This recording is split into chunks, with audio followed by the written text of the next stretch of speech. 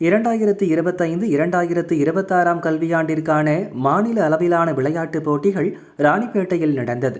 பிப்ரவரி 15 முதல் 17 வரை போட்டி நடைபெற்றது.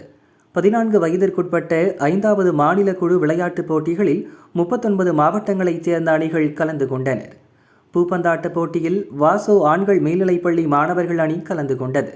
இறுதிப் போட்டியில் திருவாரூர் அணி முதல் இடத்தை தட்டி சென்றது. வெற்றி பெற்ற அணியினர் இன்று சொந்த ஊர் திரும்பினர். மேளதாளம் இசைக்க சிறப்பு வரவேற்பளிக்கப்பட்டது. திருவாரூர் நகராட்சி வளாகம் அருகில் மாணவர்கள் மற்றும் ஆசிரியர்களுக்கு பூங்கொத்து கொடுத்து வரவேற்றனர். பின்னர் ஊர்வலமாக அழைத்து சென்று பள்ளி வளாகத்தில் பாராட்டு விழா நடந்தது. பள்ளி தாளாளர் பாலசுப்பிரமணியன் விழாவிற்கு தலைமை வகித்தார்.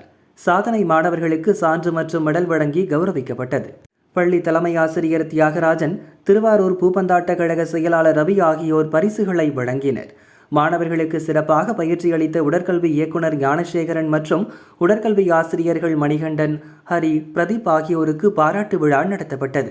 49 ஆண்டுகளுக்கு பிறகு மாநில அளவில் இந்த அரசு பள்ளி முதல் பரிசை தட்டி சென்றது குறிப்பிடத்தக்கது. வெற்றி பெற்ற மாணவர்களை அனைவரும் பாராட்டி மகிழ்ந்தனர்.